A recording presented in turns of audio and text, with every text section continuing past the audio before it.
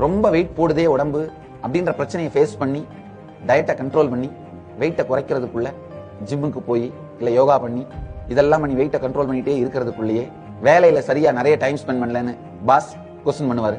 அந்த பிரச்சனையை தீர்க்கிறதுக்குள்ள அந்த ஸ்ட்ரெஸ்ஸால சிகரெட் பிடிக்க ஆரம்பிச்சிட்டு இருப்பீங்க. சரி, சிகரெட் பிடிக்கிறத விடுறதுக்கு என்னென்னவோ பயிற்சிகள் எல்லாம் எடுத்து அதை விட்டு முடிக்கிறதுக்குள்ள பையன் வந்து அப்பா எனக்கு கணக்கு சொல்லி கொடுக்கவே மாட்டேங்கிறீங்க, நீங்க எனக்கு ஒரு நல்ல அப்பாவா இல்லைன்னு கம்ப்ளைண்ட் பண்ண சரின்னு பையனுக்கு நேரத்தை செலவு பண்ணி அவனை படிக்க வைக்க முயற்சி பண்ணி ஒரு நல்ல தகப்பனா இருக்கிறதுக்குள்ள மனைவி வந்து இது எல்லாத்துக்கும் நடுவுல ஒரு தரமாவது என்ன ஒரு நாளாவது சினிமா கழிச்சுட்டு போனீங்களா, என் கூட கொஞ்ச நேரமாவது உட்கார்ந்து பேசுனீங்களா, இந்த எல்லாவற்றிற்கும் நடுவில் ஒவ்வொன்றையும் தனித்தனியாக தீர்க்க வேண்டும் என்று நினைக்கின்ற மன அமைப்புடையவர்கள். அந்த மாதிரி சில பேரை பார்த்திருக்கேன். இன்னும் சில பேர் வாழ்க்கைனா இப்படிதான்பா, எதுவுமே வேண்டாம்ப்பா, விடப்பா, எல்லாத்தையும் தூக்கி எறிஞ்சிட்டு வேலைக்கு போறதில்ல, எங்கேயும் போறதில்ல, காலையில எந்திரிச்சதும் காஃபியே கைத்துக்கட்டில படுத்தபடியே தான். நிஜத்திலிருந்து நிஜத்தை நேர்கொள்ள முடியாமல் உங்களை தப்பிக்க வைத்துக் கொள்வதற்கு நீங்கள் எதை உபயோகப்படுத்தினாலும் அது பொழுதுபோக்கு தான்.